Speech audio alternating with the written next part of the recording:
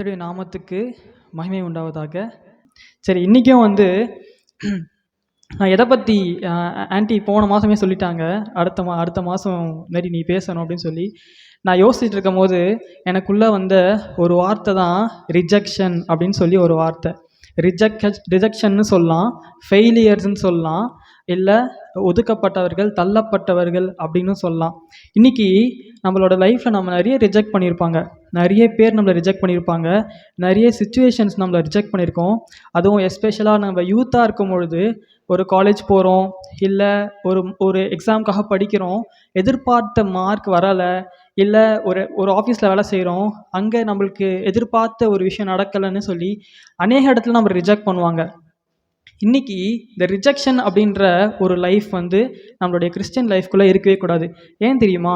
ரிஜெக்ஷனை ஏற்கனவே ஆண்டவர் வென்றுட்டார். அவரோட சிலுவையில் ஏற்கனவே ரிஜெக்ஷனை ஆண்டவர் ஜெயித்துட்டார். நம்ம ஒரு வசனம் எடுத்து வாசிப்போம். யோவான் எழுதின சுவிசேஷம் 15ஆம் அதிகாரம் 18ஆம் வசனம். யோவான் 15:18. உலகம் உங்களை பகைத்தால் அது உங்களை பகைக்கிறதற்கு முன்னே என்னை பகைத்ததென்று அறியுங்கள் அப்படின்னு சொல்லி ஆண்டவர் சொல்கிறாரு. நான் திருப்பி படிக்கிறேன். உலகம் உங்களை பகைத்தால் அது உங்களை பகைக்கிறதற்கு முன்னே என்னை பகைத்ததென்று அறியுங்கள் அப்படின்னு ஆண்டவர் சொல்கிறாரு.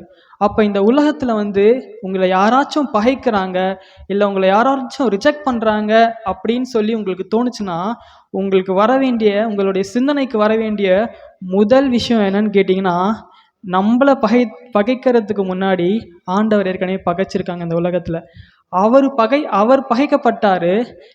நம்ம இன்னைக்கு பகைக்கப்படுறோம். இது ஒரு புது விஷயம் கிடையாது. ஆண்டவர் சொல்கிறாரு, ஏற்கனவே என்னை பகைத்தாங்க. ஆமேன். இன்றைக்கி கூட இந்த உலகத்தில் நம்ம அநேக காரியங்களை நம்ம பகைப்பாங்க. இந்த ஃபார் எக்ஸாம்பிள், நம்ம இந்த உலகத்தோடு ஒத்து வாழலை, இந்த உலகத்தோடு நம்மளுக்கு இந்த காரியங்கள் நம்ம எதுவும் சேரலை அப்படின்னு நம்ம பகைப்பாங்க. எடுத்து வாசிக்கலாம். யோவான் எழுதின சுவிசேஷம் 15ஆம் அதிகாரம் 19ஆம் வசனம். இந்த உலகம் நம்மளை ஏன் பகைக்கும், எதற்காக நம்மளை பகைக்கும்னு சொல்லி ஆண்டவர் அங்கே அழகாக சொல்லியிருக்கிறாரு. நீங்கள் உலகத்தாராய் இருந்தால் உலகம் தன்னுடையதை சிநேகித்திருக்கும். நீங்கள் உலகத்தாராய் இராதபடியினாலும் நான் உங்களை உலகத்திலிருந்து தெரிந்து கொண்டபடியினாலும் உலகம் உங்களை என்ன பண்ணுது? பகைக்கிறது. இப்போ தெரியுதா? இப்போ ஏன் நம்மளை பகைக்கிறாங்க? ரெண்டு விஷயம் தான் இந்த வசனத்துலேருந்து நீங்கள் எடுத்துக்கொள்ள வேண்டியது. 2 விஷயம். ஒன்று, நீங்கள் உலகத்தாராய் இராதபடியினாலும். ஃபர்ஸ்ட் விஷயம் என்னது? நீங்கள் உலகத்தாராய் இராதபடியினாலும். 2வது விஷயம், நான் உங்களை உலகத்திலிருந்து தெரிந்து கொண்டபடியினாலும் அப்படின்னு சொல்கிறாரு. அப்போ ஒன்று, உலகத்தோடு நான் ஒத்து வாழலை.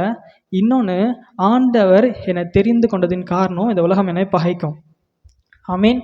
இந்த உலகம் நம்ம சொல்லும் போது நம்மளோட ஃப்ரெண்ட்ஸாக இருக்கலாம், நம்ம ரிலேட்டிவ்ஸாக இருக்கலாம், நம்மளை சுற்றி இருக்கிற நம்ம வேலை செய்கிற ஆஃபீஸ் கலீகாக இருக்கலாம், யாராக வேணா இருக்கலாம். இவங்க எல்லாமே உலகம்தான். ஆனால் இன்றைக்கி இந்த உலகத்தோடு ஒத்து வாழ்ந்துட்டிங்கன்னா உங்களை யாருமே பகைக்க மாட்டாங்க. நீங்கள் நல்லா யோசித்து பாருங்கள். இந்த உலகத்தோடு நீங்கள் ஜாலியாக உங்கள் ஃப்ரெண்ட்ஸோட எங்கெல்லாம் போகிறாங்களோ அங்கெல்லாம் போயிட்டு என்னெல்லாம் செய்ய முடியுமோ அதெல்லாம் நீங்கள் செஞ்சுட்டு இருந்தீங்கன்னா இந்த உலகம் உங்களை என்ன பண்ணாது? பகைக்கவே பகைக்காது. ஆமீன். ஆனால் நீங்கள் உலகத்தை விட்டு கொஞ்சம் தள்ளி பாருங்கள். உலகத்தில் இருக்க உங்கள் ஃப்ரெண்ட்ஸ் கூப்பிடுவாங்க, வா இன்னைக்கு போகலாம், வெளியே போகலாம், இன்றைக்கி நைட் அங்கே போகலாம், இங்கே போகலாம். ஆனால் நம்ம போக மாட்டோம். ஏன்னா நம்ம உலகத்தோடு ஒத்து வாழாத ஒரு கூட்டம். ஆனால் நீங்கள் அவங்க கூட போனீங்கன்னா உங்களுக்கு எந்த பிரச்சனையும் வராது. ஆனால் நீங்கள் அவங்க கூட நீங்கள் கூப்பிடும்போது போகலாம், என்ன பண்ணுவாங்க? உங்களை கிண்டல் செய்வாங்க, உங்களை கேலி செய்வாங்க, உங்களை அடுத்தடி கூப்பிடவே மாட்டாங்க. இவன் கூப்பிட்டு போகிறது வேஸ்ட், இவனை என்ன சொல்லணும், இவனை கூப்பிடவே கூடாதுன்னு சொல்லி நிறைய காரியங்கள் உங்கள் ஃப்ரெண்ட்ஸ் மத்தியில் நீங்கள் பார்க்கலாம். அப்போ இந்த உலகத்தோடு நீங்கள் ஒத்து வாழ்ந்துட்டீங்கன்னா உங்களுக்கு என்ன இல்லை பிரச்சனை, இந்த உலகத்தில் பிரச்சனையே கிடையாது. ஆனால் நீங்கள் உலகத்தோடு ஒத்து வாழலைன்னா தான் இந்த உலகத்தில் உங்களுக்கு பிரச்சனையே. முக்கியமான சில காரியங்களை பற்றி நம்ம இன்றைக்கி பார்ப்போம். இந்த உலகத்தோடு ஒத்து வாழ்கிறதுனா என்னன்னு பார்த்திங்கன்னா, இந்த சினிமா, அப்புறம் ஃப்ரெண்ட்ஸோடு சேர்ந்து நல்லா Saturday night Sunday night party, நிறைய காரியங்கள் இருக்குல்ல இந்த உலகத்துல, பொழுது போறதுக்கு நிறைய காரியங்கள் இருக்கு. எல்லா இடத்துலயும் யார் இருப்பா? கண்டிப்பா யூத் இருப்பாங்க. யூத் இல்லாத ஒரு இடமே இந்த உலகத்துல கிடையாது. எல்லா இடத்தும், அது நல்ல இடமா இருந்தாலும் சரி, பாவம் நிறைந்த இடமா இருந்தாலும் சரி, அந்த இடத்துல கண்டிப்பா யார் இருப்பா? ஒரு யூத் இருப்பான். ஆனா நீங்களாம் இங்க இருக்கிறதுனால சொல்றேன், நீங்க உலகத்துக்கு எப்படி இருக்கிறீங்க? நீங்க தள்ளி, உலக ஒரு வாழ்க்கையில நீங்க தள்ளி இருக்கிறதுனால, உங்களை ஆண்டவர் தெரிந்து கொண்டதுனால உங்களை எல்லாரும் பகைப்பாங்க. இது இது இதை விட இன்னும் மோசமா வருகிற நாட்கள்ல பகைப்பாங்க. நீ இயேசுவை தெரிஞ்சிருக்கியா? உனக்கு இது கிடையாது. நீ இயேசுவை தெரிஞ்சிருக்கியா? உனக்கு இது கிடையாது. நீ இந்த உலகத்தோடு இதெல்லாம் செய்ய மாட்டியா? உனக்கு இது கிடையாது. எல்லாரும் போல நீ வாழணும். எல்லாரும் போல நீ வாழ்ந்துட்டா உனக்கு என்ன இல்லை? பிரச்சனையே கிடைக்கும். உனக்கு எல்லா சலுகையும் கிடைக்கும். ஆனா எனக்கு இதெல்லாம் பிடிக்காது, நான் எல்லாம் செய்யக்கூடாதுன்னு சொல்லி என் ஆண்டவர் சொல்லியிருக்காருன்னு சொல்ல என்ன பண்ணுவாங்க? உங்களை ஒதுக்கிடுவாங்க, உங்களை ஓரம் தள்ளிடுவாங்க. அதுக்கப்புறம் என்ன ஆகும்? இப்போ வாழ்க்கையை நரகம் ஆகிடும். ஆனால் ஆண்டவர் சொல்கிறாரு, இதெல்லாம் நான் அனுபவிச்சிட்டேன் ஏற்கனவே. இதெல்லாம் வந்து ஃபஸ்ட்டு கிடையாது எனக்கு, இதெல்லாம் நீங்கள் தான் இப்போ அனுபவிக்கிறீங்க. ஏற்கனவே நான் என்ன பண்ணிட்டேன்? இதெல்லாம் நான் அனுபவிச்சிட்டேன்னு சொல்லி ஆண்டவர் வசனத்தில் சொல்கிறாரு. இந்த உலகத்தில் நீங்கள் பாருங்கள், கொஞ்சம் படித்து உயர்ந்துட்டா என்ன பண்ணுவாங்க? உங்களை பார்த்து என்ன இவன் இப்படி உயர்ந்துட்டானே அப்படின்னு யோசிப்பாங்க. இல்லை ஒரு புதுசாக ஒரு காரோ, இல்லை புதுசாக வந்து ஒரு பைக்கோ, இல்லை புதுசாக ஒரு வீடே வாங்கிட்டீங்கன்னா என்ன பண்ணுவாங்க உங்கள் சொந்தக்காரங்களாம்? பரவாயில்லையே, ரொம்ப நல்ல பையன், ரொம்ப நல்லா இருக்கேன் அப்படின்னு என்ன சொல்லுவாங்க? வெளியே சொல்லுவாங்க. ஆனால் மனசுக்குள்ள என்ன இருக்கும்? சே, இவன் எப்படி வாங்கிட்டான், இவன் இப்படி இருக்கானே அப்படின்னு சொல்லி என்ன இருக்கும்? அவங்களுக்குள்ள ஒரு பொறாமை, உங்களை வெறுக்க ஆரம்பிப்பாங்க மனசுக்குள்ள. அது உங்களுக்கு தெரியாது. உங்கள் முகத்துக்கு முன்னாடி என்ன சொல்லுவாங்க? பரவாயில்ல, சூப்பர், வெரி குட்னுவாங்க. ஆனால் உங்களுக்கு பின்னாடி உங்களோட மனசில் அவங்களுடைய மனசில் நினைக்கும் ஒரு பெரிய ஒரு எரிமலையே வெடிச்சிட்டு இருக்கும். சே, என்னடா இது, என் பையன் இன்னும் இந்த வேலையை போல, ஆனால் இவன் வேலைக்கு போயிட்டான். என் பையன் வந்து இன்னும் வீடுக்கு வாங்கலை, ஆனால் இவன் வீடு வாங்கிட்டான். என் பையன் இன்னும் கார் வாங்கலை. அப்போ இந்த உலகத்தில் இருக்கிற எல்லாருமே யார் நம்மளோட ஒத்து வாழ முடியாது. நம்ம இந்த உலகத்தோட ஒத்து வாழ முடியாது. நம்ம ஆண்டவர் பிரித்து எடுத்திருக்கிறார். நம்மளுடைய எல்லா காரியத்தையும் நீங்கள் பார்த்தீங்கன்னா பரிசுத்தமாக வாழணும். எல்லா காரியத்திலையும் வேதத்தில் இருக்க அநேக மனிதர்கள் பரிசுத்தமாக வாழ்ந்திருக்காங்க. ஒன்றே ஒன்று மட்டும் உங்கள் வாழ்க்கையில் இன்றைக்கி நல்லா புரிஞ்சிக்கணும். நீங்கள் அதாவது உங்களை ரிஜெக்ட் பண்ணுறாங்க அப்படின்னா உங்களுக்கு பின்னாடி ஒரு பெரிய ட்ரீம் வச்சுருக்கார் ஆண்டவர். உங்களுக்கு பின்னாடி ஒரு பெரிய விஷன் வச்சுருக்கார் ஆண்டவர். அதை மட்டும் நீங்கள் நல்லா ஞாபகம் வச்சுக்கோங்க. எப்போல்லாம் உங்களுக்கு வாழ்க்கையில் ரிஜெக்ஷன் வருதோ அப்போல்லாம் என்ன நீங்கள் நினைக்கணும்? என்னோடய ஆண்டவர் எனக்கு பெரிய திட்டத்தை வச்சு, ஒரு நேர்த்தியான திட்டத்தை ஆண்டவர் வைத்திருக்கிறார். இப்போ ஸ்வீட்டி பாடின மாதிரி என்ன பாடினா? ஸ்வீட்டி, நான் எம்மாத்திரம் ஆண்டவரே உம்முடைய நம்ம இன்னைக்கு நல்லா இருக்கிறோம். எல்லாம் நினைக்கிறீங்களா நம்ம செய்த காரியங்கள்னு? இல்லை, ஆண்டவர் நம்மளுக்காக கொடுத்த கிருபை அதெல்லாம். இன்றைக்கி பாருங்கள், இந்த உலகத்தில் வந்து ஏதோ ஒரு காரியம், ஃபார் எக்ஸாம்பிள் இப்போ நீங்கள் ஒரு வேலைக்கு அப்ளை பண்ணுறீங்க, அந்த வேலை உங்களுக்கு கிடைக்கல. அதுக்கு என்ன பண்ணிடுவீங்க? என்னடா இது, ரிஜெக்ட் ஆகிட்டோமே அப்படின்னு சொல்லி ஒரு கம்மியான சம்பள வேலையாக கூட இருக்கலாம் அது. ஆனால் அதுக்கப்புறம் ஒரு இன்டர்வியூ வரும், அதை கிளியர் பண்ணி அது உள்ளே போயிடுவீங்க. அப்போ என்ன யோசிப்பீங்க? பரவாயில்ல, அந்த வேலையை நம்ம உள்ளே போயிருந்தோம்னா என்ன இருக்கும்? இந்த வேலை நம்மளுக்கு கிடச்சிருக்காது அப்படின்னு நம்ம என்ன பண்ணுவோம்? யோசிப்போம். அப்போ நேர்த்தியான ஒரு திட்டம் உங்கள் வாழ்க்கையில், உங்களோட பிள்ளைகளாக இருக்கலாம், இல்லை நீங்கள் உங்களுடைய ஆண்டவரே என்னோட வாழ்க்கையில் ஏன் ரிஜெக்ஷன் வருது, என்னோட வாழ்க்கையில் ஏன் ஆண்டவரே எல்லாமே தள்ளி போகுது, நீங்கள் யோசிச்சு பார்த்தீங்கன்னா அதுக்கு பின்னாடி ஒரு பெரிய விஷயம் ஆண்டவர் வைத்திருப்பார். அதனால நம்ம இந்த ஏஜில் வந்து உடனே மனசுடைஞ்சி இல்லை எனக்கு எதுவுமே வராது, நான் செய்கிறது எதுவுமே வாய்க்காது அப்படின்லாம் நம்ம என்ன பண்ணக்கூடாது? நம்மளோட மனசில் யோசிக்கவே கூடாது. நீங்கள் யோசிக்க ஆரம்பிச்சிங்கன்னா உங்கள் மனசு ஃபுல்லாக என்ன ஆகும்? நெகட்டிவ் தாட்ஸ்லாம் வர ஆரம்பிக்கும். நிறைய பேர் நீங்கள் பார்த்துருக்கீங்க, என்ன பண்ணுறாங்க இப்போலாம், ஒரு சின்ன எக்ஸாம், ஒரு நீட் எக்ஸாம் ஃபெயில் ஆகிட்டாங்க, என்ன பண்ணுறாங்க? உடனே அவங்களுடைய தற்கொலை பண்ணுறாங்க. அது மாதிரியான காரியங்கள் நடக்குது. அப்போ நீங்கள் என்ன பண்ணணும்? நீங்கள் வந்து இப்போ நான் வந்து உங்களுக்கு சொல்கிறேன், நீங்கள் என்ன பண்ணணும்? உங்கள் ஃப்ரெண்ட்ஸ் கிட்ட போய் சொல்லணும், இதெல்லாம் ஒன்றும் கிடையாது, இந்த ரிஜெக்ஷன்லாம் நான் என்ன கிடையாது, வாழ்க்கையில் ஒரு விஷயமே கிடையாது, இதுக்கு மேலே ஆண்டவர் உங்களை உயர்த்துவார், இதை விட பெரிய திட்டத்தை கொண்டு உங்கள் வாழ்க்கையில் ஆண்டவர் உயர்த்துவார்னு சொல்லி என்ன பண்ணணும்? நீங்கள் அவங்களுக்கு சொல்லணும். சரி, இன்றைக்கி வேதத்தில் ஒரு 2 நபரை பற்றி நம்ம பார்க்கலாம். யாரெல்லாம் வந்து ரிஜெக்ட் ஆகப்பட்டாங்க, ஆனால் ஆண்டவர் அந்த உலகத்தோட கண்களுக்கு முன்னாடி ரிஜெக்ட் ஆனாங்க, ஆனால் தேவனுடைய கண்களுக்கு முன்னாடி அவங்க உயர்த்தப்பட்டாங்க. பார்க்கலாமா? முதலாவது ஆளை பற்றி பார்க்க போகிறோம். அவர் பேர் தான் யோசேப்பு. இவரை பற்றி எல்லாருக்குமே தெரியும். ஆதியாகமம் 37ஆம் அதிகாரம் 5ஆம் வசனம் சொல்லுது, யோசேப்பு ஒரு சொப்பனம் கண்டு அதை தன் சகோதரருக்கு அறிவித்தான், அதன் நிமித்தம் அவனை இன்னும் அதிகமாய் பகைத்தார்கள். அப்போ யோசேப்பை ஏற்கனவே பகைச்சிட்டு இருக்காங்க. ஏற்கனவே யோசேப்புக்கு மேலே என்ன இருக்குது? அவங்களுடைய பிரதர்ஸ்லாம் என்ன பண்ணுறாங்க? என்னடா இவனுக்கு மட்டும் இவ்வளோ பாசம் அப்படின்னு சொல்லி யோசேப்பை வெறுக்கிறாங்க. ஆனால் இந்த ட்ரீம், இந்த ஒரு சொப்னத்தை கண்ட உடனே இவன் சொல்கிறான். ஆனால் என்ன ஆகுது, இப்போ இன்னும் கோபம் அதிகமாயிடுச்சு இவங்களுக்கு. அடுத்தது சொல்கிறாங்க 11ஆம் வசனத்தில், அவன் சகோதரர் அவன் மேல் பொறாமை கொண்டார்கள், அவன் தகப்பனோ அவன் சொன்னதை மனதிலே வைத்து கொண்டான். இன்னைக்கு நம்ம கூட இருக்கிற நம்ம சகோதரர்கள் தான் என்ன பண்ணுவாங்க, நம்மளுக்கு தீமையாக மாறுறாங்க. நம்ம கூட இருக்கிற தம்பிங்க, நம்ம கூட இருக்கிற அக்கா, நம்ம கூட இருக்கிற நம்ம கூட பிறந்தவர்கள், இவங்க தான் என்னவா மாறுறாங்க, நம்மளுக்கு விரோதிகளாக மாறுறாங்க. அப்போ என்ன ஆகுது, 11ஆம் வசனத்தில் சொல்கிறாங்க, அவன் சகோதரர் அவன் மேல் பொறாமை கொண்டு, அவன் சகோதரருக்கு அவன் மேலே பொறாமை இருக்கு, ஆனால் அவன் தாய் தகப்பனுக்கோ அவர் என்ன பண்ணியிருக்காரு, அவர் மனசில் வேது. இப்போ நம்ம கிட்ட நம்ம அப்பா அம்மா கிட்ட நம்ம சொல்கிறோம் இது மாதிரி, என்ன சொல்லுவாங்க, சரி பரவாயில்ல போ அப்படின்னு விட்டுருவாங்க. நம்மளை திட்ட மாட்டாங்க. ஏன்னா நம்ம அப்பா அம்மாவுக்கு என்ன நினைப்பாங்க, சரி நீ நாளைக்கு நல்லா இருந்தா நல்லது தான் அப்படின்னு நினைப்பாங்க. ஆனால் நம்மளுடைய சகோதரர்கள் எப்படி வருங்க, சில பேருக்கு நான் சொல்ல, ஆனால் சில பேர் எப்படி இருப்பாங்க, இவன் மட்டும் எப்படி இப்படி உயர்ந்துடலாம், இவன் மட்டும் இவன் ஒரு ஆள், இவனுக்கு முன்னாடி போய் என்ன பண்ணுவோம், நம்ம வணங்கி நிற்போமா அப்படின்னு சொல்லி அவங்களுக்குள்ள ஒரு சிந்தனை ஓடுது. 37ஆம் வசனம் 37ஆம் அதிகாரம் 18ஆம் வசனம் சொல்லுது, அவர்கள் அவனை தூரத்தில் வர கண்டு அவன் தங்களுக்கு சமீபமாய் வரும் முன்னே அவனை கொலை செய்யும்படி சதியோசனை பண்ணி. அப்போ தூரத்தில் பார்க்குறாங்க, இப்போ யோசேப்பு வரான் அப்படின்னு தெரிஞ்ச உடனே என்ன பண்ணுறாங்க, அவங்க பிரதர்ஸ்லாம் என்ன பண்ணுறாங்க, இவனை எப்படியாச்சும் காலி பண்ணிடணும். ஏன், இவனுக்கான திட்டம் பெருசு, இவனுடைய விஷன் பெருசு, இவனுக்கான ஒரு காரியம், இவன் கடவுள் இவனுக்கு வைத்திருக்கிற அந்த ஒரு தரிசனம் பெருசு. ஆனால் அவங்களுடைய கூட இருக்க பிரதர்ஸ் என்ன பண்ணுறாங்க, இவனுடைய சகோதரர்கள் இவனை எப்படியாச்சும் போட்டு தள்ளிடணும், அப்புறம் எப்படி இவனுடைய கனவு நிறைவேறுதுன்னு பார்க்கலாம் அப்படின்னு சொல்லி அவன் மேலே எல்லாரும் என்னென்னவோ பண்ணுறாங்க. அவனை குழியில் தள்ளுறான்னு பார்க்குறாங்க, அப்புறம் அவனை கொலை செய்யலான்னு பார்க்குறாங்க. கடைசியாக அவனை என்ன பண்ணாங்க, 20 வெள்ளிக்காசுக்கு விற்றாங்க. 28ஆம் வசனம் சொல்லுது, அந்த வர்த்தகரான மீதியானியர் கடந்து போகிற போது அவர்கள் யோசேப்பை அந்த குழியிலிருந்து தூக்கி எடுத்து அவனை இஸ்மவேலர் கையிலே 20 வெள்ளிக்காசுக்கு விற்று போட்டார்கள். அவர்கள் யோசேப்பை எகிப்திற்கு கொண்டு போனார்கள். அப்போ 20 வெள்ளிக்காசு. அவனுடைய ட்ரீம் எப்படி, அவனோட விஷன் பெருசு. ஆனால் இன்னைக்கு மனுஷனோட கண்ணுக்கு உங்களுடைய விலை எவ்வளோ, 20 வெள்ளிக்காசு. அப்போ 20 வெள்ளிக்காசுக்கு தான் மனுஷன் உங்களை எடை போடுவான். ஆனால் ஆண்டவரோ உங்களை என்ன பண்ணுவார், ராஜா வாக்கி அழகாக பார்ப்பார். உங்களை நீங்கள் எவ்வளோ, நான்லாம் இப்படி முடியுமா, என்னாலாம் இது முடியுமா அப்படிலாம் யோசிக்கலாம். இல்லை, ஆண்டவரால் எல்லாமே முடியும். அவரால் முடியாத காரியம் என்று ஒன்று உண்டா, என்னால் செய்ய முடியாத காரியம்னு ஒன்று இருக்கான்னு கேட்குறாரு நம்மக்கிட்ட. அவரால் செய்ய முடியாத காரியம் ஒன்றுமே இல்லை அப்படின்னு சொல்லி 20 வெள்ளிக்காசுக்கு என்ன பண்ணாங்க, அவனுடைய யோசேப்பை விற்று போடுறாங்க.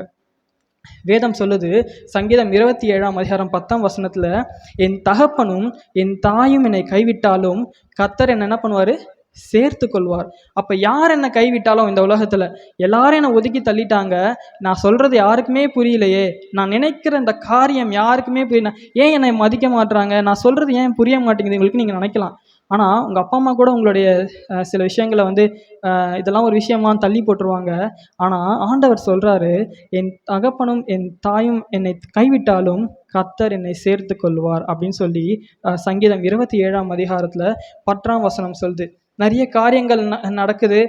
அப்புறம் என்ன ஆகுது, யோசேப்பு ஒரு பெரிய ஒரு ராஜாவாக மாறுறான். அதாவது பார்வோனுக்கு பார்வோனுக்கு வெறும் ஒரு சேர் தான் இருக்குது. ஆனால் யோசேஃபுக்கு பார்த்தீங்கன்னா அந்த ஆளுகையை கொடுக்குறாரு. உன் கைவிரல் நீட்டாமல் என்ன பண்ண முடியாது, இந்த உன் கை அந்த அங்கே இருக்கிற எகிப்தியர்கள் கையும் காலையும் கூட அசைக்க முடியாது அப்படின்னு சொல்லி அவ்வளோ பெரிய ஒரு அதிகாரத்தை யோசேப்புக்கு கொடுக்குறான் பார்வோன். அடுத்து வாசிப்போம். ஆதியாகமம் 41 சொல்லுது, பின்னும் பார்வோன் யோசேப்பை நோக்கி, பார், எகிப்து தேசம் முழுமைக்கும் உன்னை அதிகாரியாக்கினேன் என்று சொல்லி. அப்போ எகிப்து தேசத்துக்கு முழுக்க அவன் ஒரு 20 வெள்ளிக்காசுக்கு அவனை விட்டு போட்டாங்க.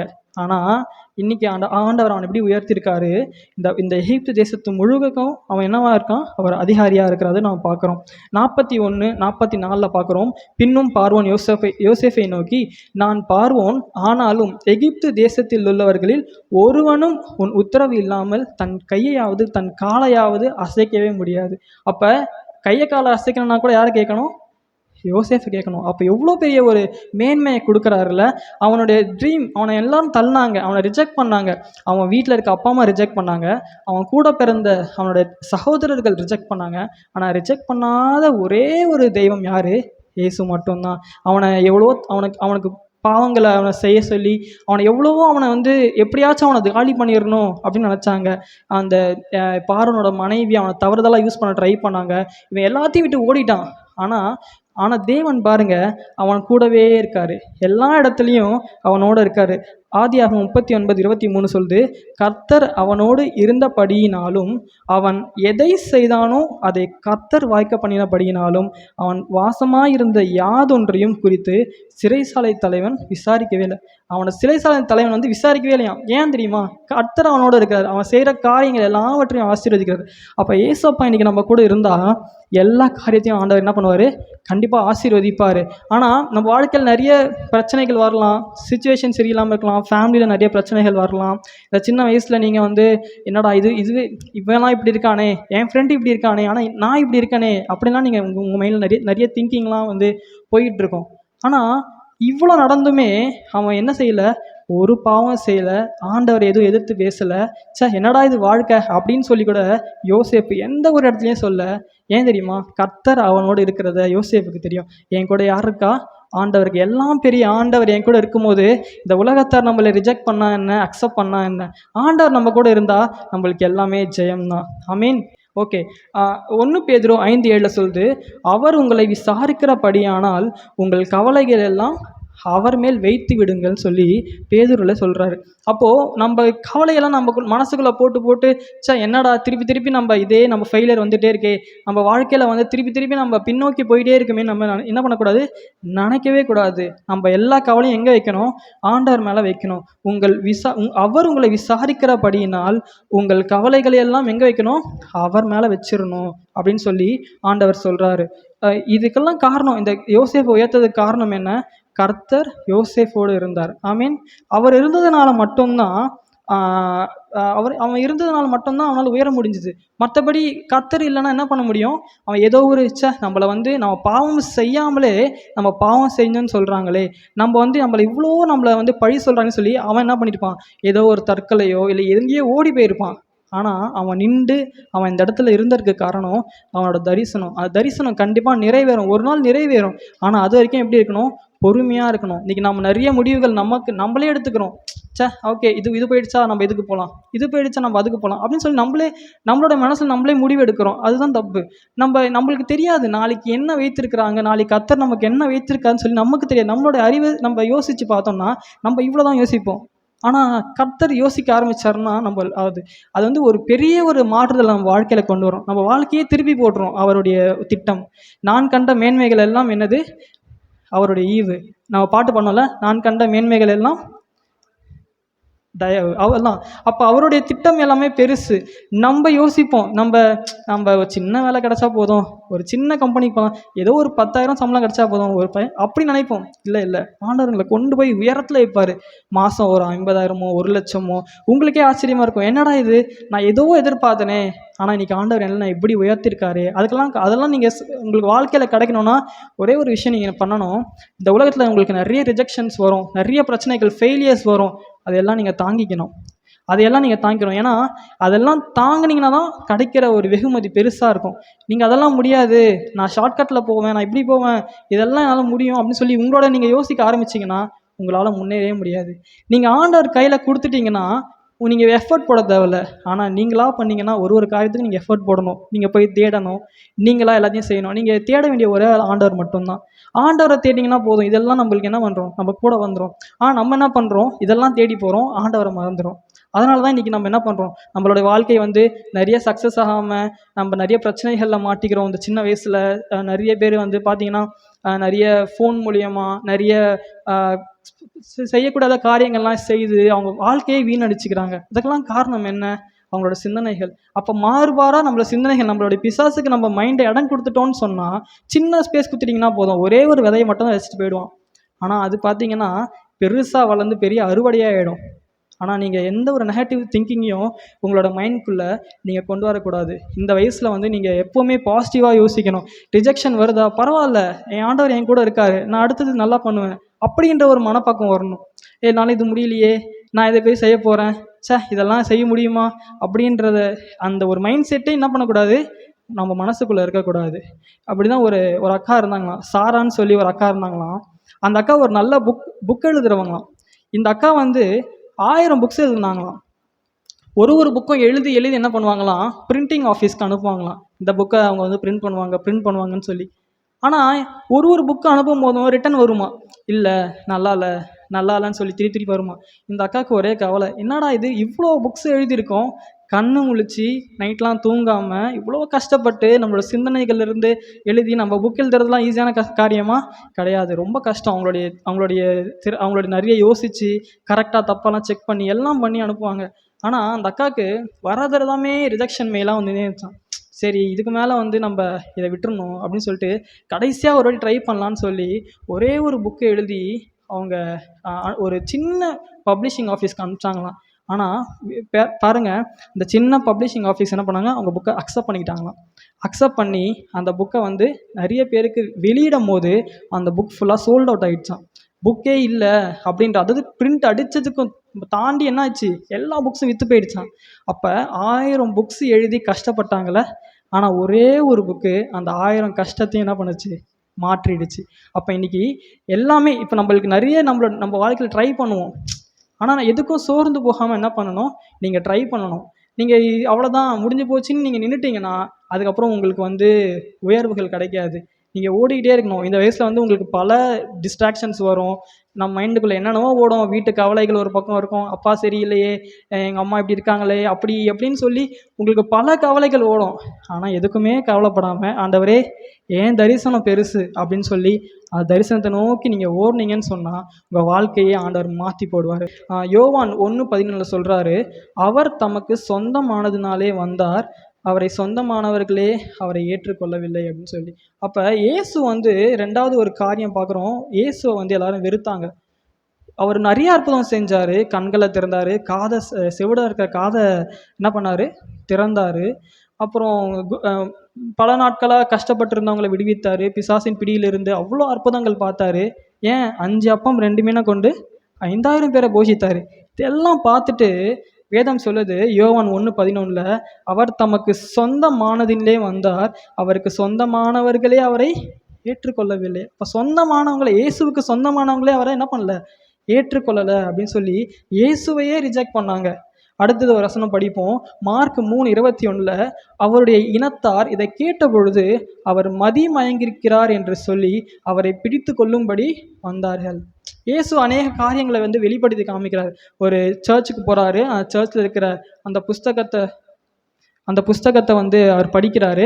படித்து அதுக்கான காரியங்களை சொல்லும் போது இவங்களால அக்செப்ட் பண்ண முடியல. அங்கே இருக்கிற வேத பாடகர்கள் அவங்களாலாம் அக்செப்ட் பண்ண முடியல. என்ன இவர் இப்படி பேசுகிறாருன்னு சொல்லிட்டு அவங்க சொல்கிறாங்க, அவருடைய இனத்தார் இதை கேட்ட பொழுது, அவங்க கூட இருந்தவங்க தான், அவங்களோட ஃபேமிலி, அவங்களோட ஃப்ரெண்ட்ஸ் தான், அவங்க கேட்டும் பொழுது அவர் மதி மயங்கிருக்கிறார், அவருக்கு எது என்னாச்சு, அவர் வந்து மதி மயங்கிருக்கிறார்னு சொல்லி இயேசுவையே சொன்னாங்க.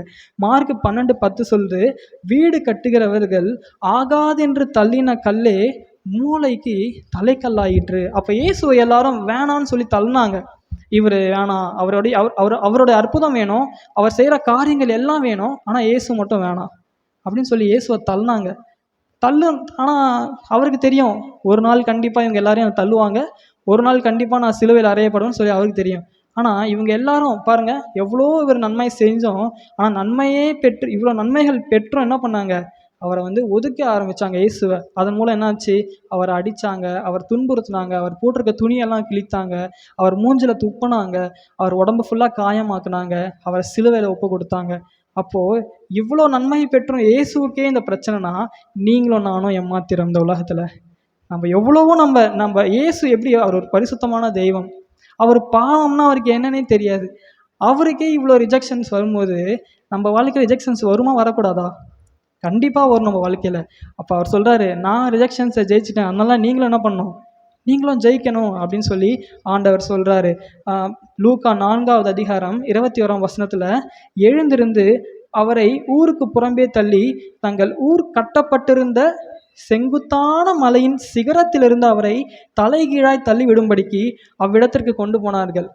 இவன் என்ன பண்ணுறாங்க, தள்ளி விட்டுறலாம் மலையிலிருந்து. அது கூட எப்படிப்பட்ட மலையா, செங்குத்தான ஒரு மலை, செங்குத்தான மலையின் சிகரத்திலிருந்து, அந்த மலையோட ஹைட்ல இருந்து என்ன பண்ணணும், அவரை தள்ளிடலாம் அப்படின்னு சொல்லி என்ன பண்றாங்க, அவர் பிளான் பண்றாங்க. எப்படி இருக்காங்க பார்த்தீங்களா? எல்லா நன்மையும் பெற்றவங்க தான். இயேசு கூட இன்னைக்கு நம்ம ஃபிசிக்கலாக நம்மளோட இயேசுவை பார்க்க முடியலன்னா நம்மளுடைய ஆவிக்குரிய வாழ்க்கையில் இயேசு நம்ம உணர்வோம். அப்போ நம்ம கூடவே இயேசு அப்போல்லாம் இருந்தார். ஆனால் அப்போ கூட இருக்கிற போது என்ன தெரியல அவங்களுக்கு, அவருடைய அருமை தெரியல. என்ன பண்ணாங்க, மலைக்கு மேலே உச்சியில் கொண்டு போய் என்ன பண்ணணும், அவரை தள்ளிடணும். அவர் ரிஜெக்ட் பண்ணாங்க. அவங்க கூட இருந்த மக்கள் தான். அவர் கூட அவர் நடந்து போன, அவர் அற்புதங்கள் செய்த அந்த இடத்துல இருக்க மக்கள் தான் என்ன பண்றாங்க, அவர் ரிஜெக்ட் பண்றாங்க. என்னாகும் 14 இது புதிய ஏற்பாடு. சரி, புதிய ஏற்பாடெல்லாம் இப்படி இருக்காங்கன்னு சொல்லி பழைய ஏற்பாட்டுக்கு போய் பார்த்தா என்னாகும் 14:11 சொல்லுது, கர்த்தர் மோசேயை நோக்கி, எது வரைக்கும் இந்த ஜனங்கள் எனக்கு கோபம் உண்டாக்குவார்கள், தங்களுக்குள்ளே நான் காட்டின சகல அடையாளங்களையும் அவர்கள் கண்டும் எது வரைக்கும் என்னை விசுவாசியாதிருப்பார்கள். நான் எவ்வளோ அற்புதம் செஞ்சனே, கடலை 2 பிரிக்கிறாரு, மண்ணை ஃபுல்லாக உலர வைக்கிறாரு, அதை நடக்க செய்தாரு, கண்மலையில் அடிக்கிறாங்க, தண்ணி வருது, இவ்வளோ. அப்புறம் என்ன பண்ணாரு, காடை அனுப்புகிறாரு சாப்பிட்றதுக்கு, மண்ணா கொடுத்தாரு, என்னெல்லாம் கேட்டாங்களோ எல்லாத்தையும் கொடுத்தாரு. ஆனால் எல்லாத்தையும் கொடுத்த ஆண்டவரே என்ன பண்ணுறாங்க, எது வரைக்கும் நம்ம இந்த ஜனங்கள் இப்படி இருப்பாங்கன்னு சொல்லி ஆண்டவர் அவங்கள பார்த்து அவன் மோசேயை நோக்கி ஆண்டவர் சொல்கிறத பார்க்கலாம். ஆனால் இவ்வளோ தள்ளப்பட்டாலும் ஆண்டவர் நம்ம கூடவே இருக்கார் எப்போவுமே. எவ்வளோ நம்மளை தள்ளினாங்களோ, நம்மளை எந்த மனுஷங்கள் நம்ம தள்ளினாலும், நம்ம அப்பா அம்மா நம்மளை கைவிட்டுடலாம், நம்ம ஃப்ரெண்ட்ஸ் கைவிட்டுடலாம், நம்ம பெருசாக நினைக்கிற நம்ம ஃப்ரெண்ட்ஸ், நம்ம பெஸ்ட்டு ஃப்ரெண்ட்ஸ், நம்மளோட பெஸ்டீஸ்ன்னுவாங்க, யாராக இருந்தாலும் நம்மளை ஒரு நாள் விட்டு போயிடுவாங்க. இதுதான் உண்மை. ஆனால் விட்டு போகாத ஒரே ஒருத்தர் யார் தெரியுமா, நம்ம ஆண்டவராகிய இயேசு மட்டும்தான். நம்ம கூடவே இருப்பார். கஷ்டத்துலேயும் கூட இருப்பார், நஷ்டத்துலேயும் கூட இருப்பார், உயர்வுலையும் நம்ம கூட இருப்பார், தாழ்வுலையும் நம்ம கூட இருப்பார். ஆனால் நம்ம என்ன பண்ணுவோம், அவரை தள்ளி விட்டு கூட யாரெல்லாம் போகிறாங்களோ அவங்கள சேர்த்துப்போம் நம்ம கிட்ட. ஆண்டவர் சொல்கிறாரு, சங்கீதம் 34:17 நீதிமான்கள் கூப்பிடுகிற போது கர்த்தர் கேட்டு அவர்களுடைய எல்லா உபத்திரவங்களுக்கும் நீங்களாக்கி விடுகிறார் அப்படின்னு சொல்லி. அப்போ ஒரு கஷ்டம், ஆண்டவரே என்னால் முடியல அப்படின்னு சொல்லி நீங்கள் எப்போல்லாம் ஆண்டவரே இந்த ரிஜெக்ஷன் என்னால் தாங்க முடியல, ஆண்டவரே இந்த ஃபெயிலியர்னால் தாங்க முடியலன்னு சொல்லி நீங்கள் கூப்பிடும்பொழுது ஆண்டவர் என்ன பண்ணுவாராம், அவர்களுடைய எல்லா உபத்திரவங்களுக்கும் நீங்களாக்கி விடுகிறார் அப்படின்னு சொல்லி. ஆண்டவருக்கு எப்பவுமே ரொம்ப ஹாப்பியாக ரொம்ப எல்லாமே இருக்கிற அப்படிப்பட்ட ஆட்கள்லாம் பிடிக்காது. ஆண்டவருக்கு யாரை பிடிக்கும்னா, நொறுங்குண்ட இருதயம் உள்ளவங்க, ரொம்ப கஷ்டப்படுறவங்க. அவர் ஏழைக்கு தான் இறங்க ஆசைப்படுவார். சங்கீதம் 34:18 சொல்லுது, நொறுங்குண்ட இருதயம் உள்ளவர்களுக்கு கர்த்தர் எப்படி இருக்காராம், சமீபமாக இருக்காரு. சமீபமானா கிட்ட இருக்காரு. அப்போ நொறுங்குண்ட இருதயம், அப்போது நறுங்குண்ட ஆவியுள்ளவர்களை ரட்சிக்கிறார் அப்படின்னு சொல்லி வேதம் சொல்லுது. அப்போது இன்னைக்கு நீங்கள் யாரை கூப்பிடணும், வாழ்க்கையில் ஃபெயிலியர் வருது, எனக்கு இந்த பிரச்சனை வருது அப்படின்னா நீங்கள் கூப்பிட வேண்டிய ஒரே ஆள் யார், அப்பா அம்மாவா? கிடையாது. நேரம் எங்கே போகணும், ஆண்டவரே என்னை விடுவீங்க, ஆண்டவரே இதிலிருந்து என்னை தூக்கி எடுங்க, இந்த ஒரு என்னுடைய மனசில் இப்படி ஒரு கஷ்டம் இருக்கு ஆண்டவரே, இதை எடுத்து போடுங்க அப்படின்னு நீங்கள் ஒரே ஒரு வார்த்தை சொல்லி பாருங்க, உடனே அந்த கஷ்டம் இருந்த இடமே இல்லாமல் போயிடும். கஷ்டம் இருக்க தான் செய்யும், ஆனால் உங்கள் மனசில் இருக்க பாரம் போயிடும். ஆமீன். அந்த பாரத்தை ஆண்டவர் அவர் பாரதம் எடுத்துப்பார். அவர் ஏன் தெரியுமா, இன்னைக்கு ஆண்டவர் நம்மளை கண்காணித்து கொண்டே இருப்பார், நம்மளுக்கு கூடவே இருப்பார், நம்ம பார்த்துக்கிட்டே இருப்பார். ஆனால் நம்ம என்ன பண்ண மாட்டோம், ஆண்டவர்கிட்ட சொல்ல மாட்டோம். ஆனால் ஆண்டவர் நம்ம கூடவே இருப்பார். எப்படா என் பிள்ளை இதை கூப்பிடும், எப்படா என் பிள்ளை பேசும், எப்போ என்னை நோக்கி கூப்பிடுவான்னு சொல்லி காத்துக்கிட்டே இருப்பார். ஆனால் நம்ம அவரை நோக்கி கூப்பிட மாட்டோம். நீங்கள் கூப்பிட்டு பாருங்க, உடனே உங்களுக்கு என்ன பண்ண, உங்கள் மனசில் இருக்க பாரத, ஆண்டவரே இப்படி ஒரு கஷ்டம் என் வாழ்க்கையில் இருக்குது, இப்படி ஒரு கஷ்டமான சூழ்நிலை நான் மாட்டிக்கிட்டேன், ஆண்டவரே என்னை விடுவீங்க, என்ன அதுலேருந்து எடுத்து போடுங்கன்னு சொல்லி நீங்கள் ஒரே ஒரு நிமிஷம் நீங்கள் ப்ரேயர் பண்ணி பாருங்கள், கண்டிப்பாக ஆண்டவர் உங்களை விடுதலை செய்வார். சங்கீதம் 34:19 சொல்லுது, நீதிமானுக்கு வரும் துன்பங்கள் அநேகமாக இருக்கும், கர்த்தர் அவைகள் எல்லாவற்றிலும் நின்று அவனை விடுவிப்பார். அப்போ நீதிமானுக்கு என்ன வரும், அநேக துன்பங்கள் வரும்னு அவரே சொல்லியிருக்காரு. ஆனால் அடுத்த லைனில் சொல்லியிருக்காரு, கர்த்தர் அவைகள் எல்லாவற்றிலும், 1-2 கிடையாது, உங்களுக்கு இருக்கிற மொத்த பிரச்சனையுமே அவர் என்ன பண்ணுவாராம், அவைகள் எல்லாவற்றிலும் நின்று அவனை விடுவிப்பார்னு சொல்லி வேதம் சொல்லுது. எவ்வளோ பிரச்சனை வேணா இருக்கலாம், உலகமே பிரச்சனையாக இருக்கலாம், ஆனால் அது எல்லாவற்றிலிருந்தும் ஆண்டவர் உங்களை என்ன பண்ணுவார், விடுவிப்பார். அவர் சொல்கிறாரு சங்கீதம் 34:20 அவனுடைய எலும்புகளை எல்லாம் காப்பாற்றுகிறார், அவைகள் ஒன்றும் முறிக்கப்படுவதில்லை. ஒரு எலும்பு கூட உங்களுடைய உடம்புல இருக்க ஒரு எலும்பு கூட என்ன பண்ண மாட்டாராம், முறிக்கும்படி அவர் விட மாட்டாராம். அப்படிப்பட்ட ஒரு தேவனை நம்ம ஆராதிச்சுட்டு இருக்கோம். இன்னைக்கு அவரோட மகிமையை தெரியாமல், அவருடைய இது தெரியாமல் நம்ம ஏதோ சரி வர்றோம் போகிறோம் ஆண்டவர் ப்ரேயர் பண்ணுறோம் அப்படி இல்லை. நம்மளுடைய எலும்புகள் கூட நம்ம கீழே விழுந்தா கூட என்ன பண்ண முடியாது, நம்மளுடைய எலும்புகள் உடையாத அளவுக்கு அவர் என்ன பண்ணுவார், நம்மளை காப்பாற்றுகிற தேவன் அவர். எத்தனையோ பிரச்சனைகள் ரிஜெக்ஷன் வந்துருக்கலாம், ஆனால் நம்ம எலும்புகள் கூட தெரியும், நம்மளுடைய முடி கூட கீழே விழுறது கூட அவருக்கு தெரியும். அப்போ அவ்வளோ ஒரு பெரிய ஆண்டவரை நம்ம என்ன பண்ணுறோம், நம்ம ஆராதிச்சுட்டு இருக்கோம். ஐ மீன் சங்கீதம் 94:14 சொல்லுது, கர்த்தர் தம்முடைய ஜனத்தை நெகிழ விடாமலும் தம்முடைய சுதந்திரத்தை கைவிடாமலும் இருப்பார் அப்படின்னு சொல்லிட்டு. நெகிழ விடாமலும் அப்படின்னு சொல்லி பார்த்தோம்னா, நம்மளை என்றைக்குமே ஒரு அவ்வளோதான் நீ முடிஞ்சிச்சு, இனிமேல் நான் நீ பண்ணுற ஜபத்தை நான் கேட்க மாட்டேன் அப்படின்னு ஒரு நாள் ஆண்டவர் சொல்ல மாட்டார். எவ்வளோ பெரிய பாவியாக இருந்தாலும், அவன் எவ்வளோ பெரிய இந்த உலகத்திலே செய்யக்கூடாத காரியங்கள் அவன் செய்து எவ்வளோ பெரிய இதுவாக இருந்தாலும் ஆண்டவர் சொல்கிறாரு, என் ஜனத்தை நெகிழ விடாமலும் தம்முடைய சுதந்திரத்தை கைவிடாமலும் இருப்பார் அப்படின்னு சொல்லி வேதம் சொல்லுது. அப்போ இன்னைக்கு நம்ம வாழ்க்கையில் வர ரிஜெக்ஷன்ஸ், நம்மளுடைய லைஃப்பில் வர எல்லா ரிஜெக்ஷன்ஸையும் ஆண்டவருக்கு முன்பாக நம்ம வைக்கணும். சின்ன ஒரு படிப்பில் ஒரு சின்ன ஒரு மார்க் இல்லை ஏதோ ஒன்று, அதுக்கெல்லாம் நீங்கள் என்ன பண்ணக்கூடாது, அவ்வளோதான் வாழ்க்கையே போயிடுச்சு, அவ்வளோதான் இனிமேல்ட்டு என் லைஃபே முடிஞ்சு போச்சு அப்படிலாம் நீங்கள் யோசிக்கக்கூடாது. நம்மளால் முடியும். கடவுள் நம்மளுக்கு கொடுத்துருக்காருல, ஞானத்தை கொடுத்துருக்காரு, என்னை நோக்கி கூப்பிடுன்னு சொல்லியிருக்காருல, அவரை நோக்கி கூப்பிடணும். ஆண்டவரே இந்த வாட்டி ஃபெயில் ஆகிட்டேன், பரவாயில்ல ஆண்டவரே, நெக்ஸ்ட் டைம் என்ன பண்ணுவேன், இதை விட பயங்கரமான மார்க் எடுத்து நான் பெருசாக வரணும். எப்பவுமே நம்ம ஜெபம் அப்படி தான் இருக்கணும். ஆண்டவரே பாஸ் ஆனால் போதும், ஆண்டவரே பாஸ் ஆனால் போதும், பாஸ் மட்டும் தான் ஆவீங்க. ஆண்டவரே ஸ்டேட் ஃபஸ்ட் எடுக்கணும்னு ஜெபம் பண்ணி தான் என்ன பண்ணுவீங்க, ஸ்டேட் ஃபஸ்ட் வர முடியும். பாஸ் ஆகிட்டே தான் இருப்பீங்க, பாஸ் ஆகணும்ன்ட்டு. ஆனால் எப்போ தான் நம்ம எப்போ உயர்ந்து போவோம், எப்போ தான் நம்ம ஜெபம் சின்னதாகவே இருக்கும். ஆண்டவரே இது கொடுங்க போதும், இது இன்னைக்கான தேவைகளை சந்திக்கலாம் போதும் ஆண்டவரே. இல்லை ஆண்டவர் ஒவ்வொரு நாளும் நம்ம தேவைகளை சந்திப்பார். ஒவ்வொரு நாளும் நம்ம காரியங்கள் அவருக்கு தெரியும். இந்த பிள்ளை எப்போ என்கிட்ட காத்துட்ருப்பார். நீங்கள் கேட்டிங்கன்னா உடனே அவர் கொடுத்துருவார். உங்கள் எக்ஸாம்ஸாக இருக்கட்டும், உங்களுடைய அப்பா அம்மாவோட தேவைகளாக, இன்றைக்கி அப்பாவுக்கு வேலை இல்லை, அம்மாவுக்கு வேலை இல்லை, அம்மா ரொம்ப கஷ்டப்படுறாங்க, அப்பா ரொம்ப கஷ்டப்படுறாங்க, உங்கள் மனசில் ஒரு வேலை வேதனை இருக்கும். அதையெல்லாம் நீங்கள் என்ன பண்ணணும், ஆண்டவரே இவ்வளோ கஷ்டம் இருக்குது ஆண்டவர் எங்கள் வீட்டில், எல்லாத்தையும் நீங்கள் மாற்றி போடுங்க. ஆண்டவர் ஒரு செகண்டில் மாற்றி போட்டுருவார். ஆண்டவருக்கு இதெல்லாம் ஒரு காரியமே இல்லை. அவர் சொல்கிறார், பொண்ணும் வெள்ளியும் என்கிட்ட இருக்குது, நீ என்கிட்ட கீழுன்னு சொல்கிறாரு. அப்போ நம்ம யார்கிட்ட கேட்கணும், அவர்கிட்ட கேட்கணும். சூழ்நிலைமா நம்ம நினைப்போம், இதெல்லாம் மாறுமா என் வாழ்க்கையில் அப்படின்னு சொல்லி நம்ம நினைப்போம். இல்லை ஆண்டவர் நினச்சாருன்னா, உங்களுக்கு அப்பா மட்டும் தான் வீட்டில் சம்பாதிக்கிற அவர் மூலமாக மட்டும்தான் அந்த வீடு கட்டப்படும் அப்படின்னு ஒரு காலத்தில் இருந்திருப்பீங்க. ஆனால் அப்பாக்கே தெரியாது, ஆண்டவர் இன்னொரு சோர்ஸ் ஆஃப் இன்கம்மை கொடுப்பாரு, இன்னொரு ஆசத்தை கொடுப்பாரு.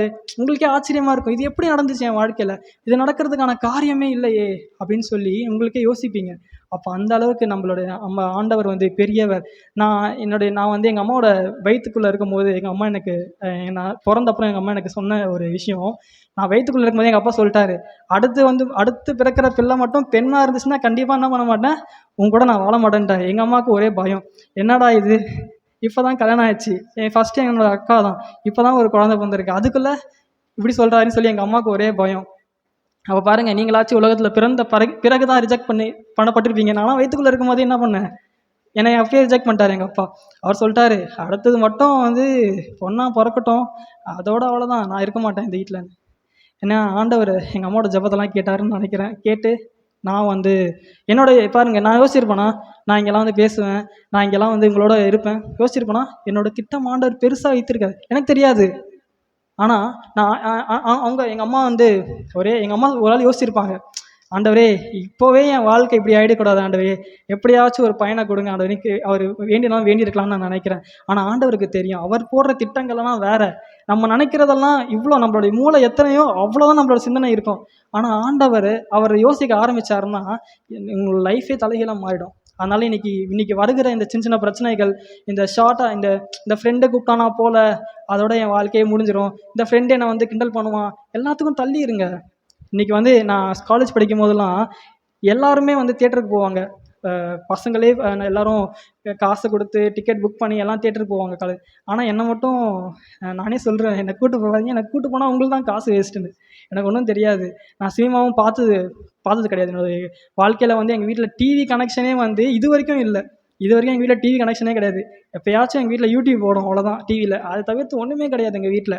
நான் இன்றைக்கி தைரியமாக சொல்லுவேன், அவங்கெல்லாம் என்னை விட்டு போயிட்டாங்க. இப்போ நான் என்னுடைய ஃப்ரெண்ட்ஸ் கூட போயிட்டு படம் பார்த்தா இன்றைக்கி என் கூட இருப்பாங்கன்னு நினைக்கிறீங்க? கண்டிப்பாக இருக்க மாட்டாங்க. சின்ன சந்தோஷம்தான். இதில் என்ன, இது ஒரு பெரிய பாவமா? கண்டிப்பாக சின்ன பாவம் தான், பட் இருந்தாலும் செய்யாதீங்க. ஃப்ரெண்ட்ஸ் கூப்பிட்றாங்களா, அப்பா அம்மாவோட அனுமதியை பெற்று போகணும். வேணான்னு சொல்லிட்டாங்க, நின்றுணும். நீ எப்படி வேணான்னு சொல்லுவ, நீ எப்படி சொல்ல முடியும் அப்படின்னு நீங்கள் போனீங்கன்னா அதுக்கப்புறம் வர கான்சிக்வன்சஸை நீங்கள் தான் ஃபேஸ் பண்ணணும். அதுக்கப்புறம் ஃபோன் பண்ணுவீங்க, அம்மா அப்போவே வீட்டில் இருந்துருக்கலாம், தெரியாமல் போய் என்னாச்சு, கால் உடஞ்சிச்சு, கை உடஞ்சிச்சு, இந்த ஹாஸ்பிட்டலில் இருக்கேன், சீக்கிரமாக வந்துடுங்க. அவங்க என்ன பண்ணுவாங்க, பாவம் பதறி அடிச்சுட்டு ஓடி வருவாங்க. அப்போ பாருங்கள், அப்போ அம்மா வேணான்னு சொல்லும் போது என்ன பண்ணிடணும், நின்றணும். இது செய்யாதுன்னு சொல்ல செய்யக்கூடாது, அவ்வளோதான். அது மீறி பேச்சே கிடையாது. இல்லை நீ என்ன, நான் வளர்ந்துட்டேன், அதெல்லாம் நான் கேட்க முடியாது, நான் செஞ்சு தான் ஆவேன், உன்னால் என்ன முடியுமோ நீ செஞ்சுக்கோ அப்படின்னு நீங்கள் இருக்கக்கூடாது. நாளைக்கு ஆண்டவர் கண்டிப்பாக கணக்கு கேட்பாரு, இப்படி பேசினால, இப்படி சொன்னால உங்கள் அம்மா கிட்ட நீ அப்படின்னு சொல்லி அதுக்கான ஒரு பாடு உங்களுக்கு கண்டிப்பாக உங்கள் வாழ்க்கையில் வரும்.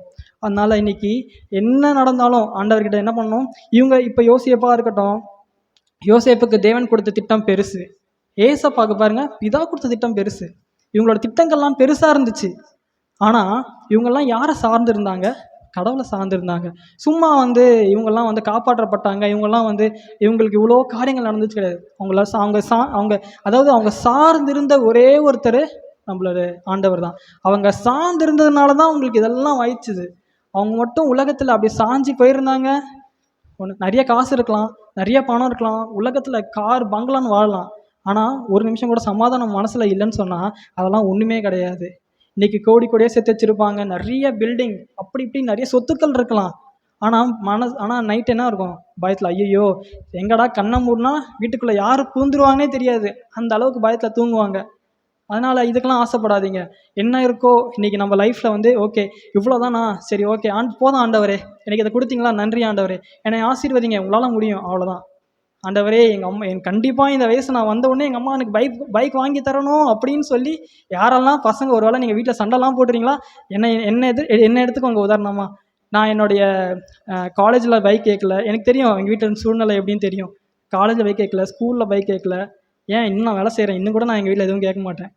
இப்போ தான் கொஞ்சம் மாதங்களுக்கு முன்னாடி ஒரு வண்டி எனக்கு ஆண்டவர் கொடுத்தாரு.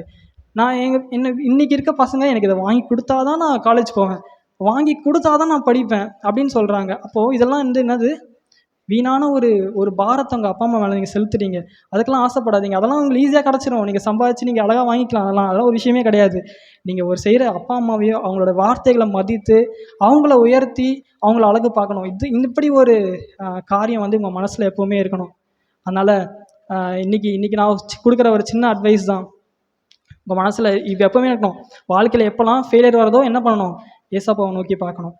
இதுலேயே அவ்வளோதான் முடிஞ்சு போச்சு அப்படின்னு சொல்லி என்ன பண்ணக்கூடாது, கீழே விழுந்துடணும், அப்படிலாம் கிடையாது.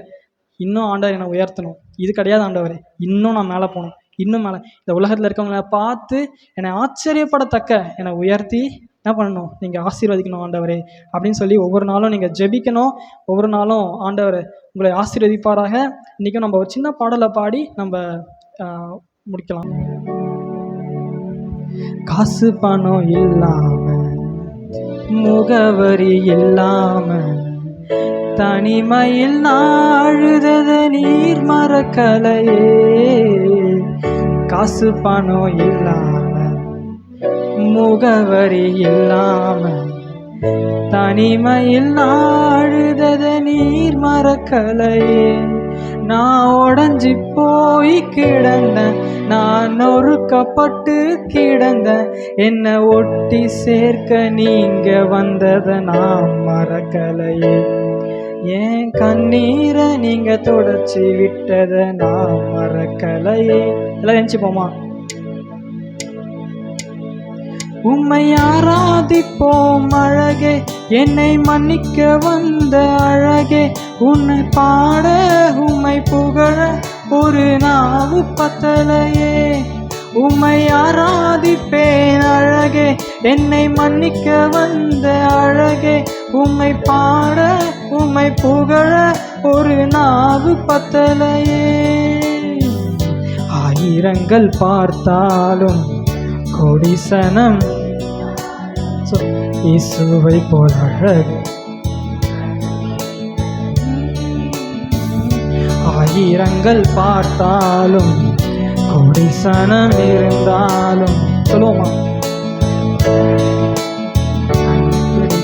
நான் உங்களை மறந்த போதும் நீங்க என்ன மறக்கவில்லை.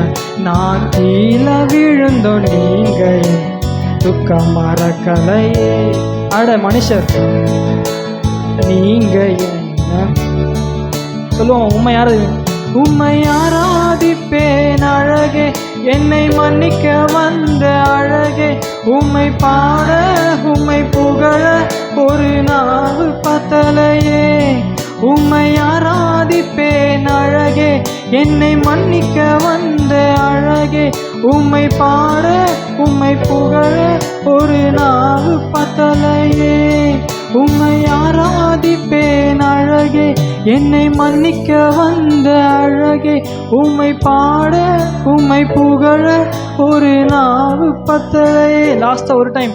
உம்மை ஆராதிப்பேன் அழகே, என்னை மன்னிக்க வந்த அழகே, உம்மை பாட உம்மை புகழ. இன்னும் ஒரு அடி சொல்லலாமா? உம்மை ஆராதிப்பேன் அழகே, என்னை மன்னிக்க வந்த அழகே, உம்மை பாட உம்மை புகழ. கரத்தை உயர்த்தி. உம்மை ஆராதிப்பேன் அழகே, என்னை மன்னிக்க வந்த அழகே, உம்மை பாட உம்மை புகழ ஒரு நாவு பத்தலையே. ஆண்டவரே, இந்த நாள்லையும் ஏசப்பா உங்கள் வார்த்தைக்காக நன்றி செலுத்தி ஜெபிக்கிறோம். ஏசப்பா ஆண்டவரே, என்ன ஆண்டவரே பாடுகள் வந்தாலும், என்ன ரிஜெக்ஷன்ஸ் வந்தாலும், என்ன ஃபெயிலியர்ஸ் வந்தாலும் ஏசப்பா ஆண்டவரே, உலகத்துக்கு பின்னாடி ஓடாம ஏசப்பா உங்க பின்னாடி ஓடி வருவோம். ஆண்டவரே, இன்னைக்கு நாங்கள் சொல்றோம் ஏசப்பா, ஒருவேளை ஆண்டவரே உங்களை நாங்கள் மறந்து சில நேரங்களில் ஓடி இருக்கலாம் ராஜா. ஆனாலும் ஏசப்பா இனி வரக்கூடிய நாட்கள்ல ஆண்டவரே நீங்க எங்களோட கூட இருந்து ஏசப்பா எங்களுடைய காயங்களை எல்லாம் கட்டுங்கப்பா. ஆண்டவரே, எங்களுடைய மீறுதல்கள் எல்லாவற்றையும் மன்னித்தரலுங்க ஆண்டவரே. இனிமே நாங்கள் உங்க பின்னாடி வருவோம். சொல்லுவோமா? ஆண்டவரே ஏசப்பா நான் உங்க பின்னாடி வருவேன். ஏசப்பா சொல்லுங்க. ஏசப்பா நான் உங்க பின்னாடி வருவேன் ஆண்டவரே. இந்த உலகத்தை பார்க்க மாட்டேன், இந்த உலகத்தில் இருக்கிற நன்மைகளை பார்க்க மாட்டேன், இந்த உலகமெல்லாம் ஒன்றும் இல்லை ஆண்டவரே. ஏசப்பா நீங்க தான் எனக்கு எல்லான்னு சொல்லி இந்த நாளில் நீங்க முடிவெடுத்துட்டு போனீங்கன்னு சொன்னா கண்டிப்பா உங்க வாழ்க்கையை ஏசப்பா தலைகளாக மாற்றி உங்களை ஆண்டவர் இன்னும் உயர்த்தி ஆசீர்வதிப்பார். தேவன் நாம மகிமைப்பட்டோம். ஏசப்பா இந்த நாள்லையும் கூட ஏசப்பா கேட்ட வார்த்தைகளை ஆசீர்வதிங்க ராஜா. ஆண்டவரே, இந்த வார்த்தைகள் எல்லாம் ஆண்டவரே அவங்க மனதில் வைத்து அதன்படி நடப்பதற்கு ஏசப்பா நீங்கள் பெரிய காரியங்களை செய்ய வேண்டுமாறு ஜெபிக்கிறேன். நான் மகிமைப்பட்டோம். என்னை மறைத்து ஆண்டவரே நீங்கள் வெளிப்பட்டு பேசுனீங்கன்றது நான் விசுவாசிக்கிறேன் தகப்பனே. இப்போ கிருபை ஏசப்பா சூழ்ந்து கொள்ளட்டும், ரத்தத்துக்குள்ளாய் மறைத்துக் கொள்ளுங்க. நான் மகிமைப்பட்டோம். இயேசுவின் நாமத்தில் ஜெபிக்க நல்ல பிதாவே, ஆமீன்.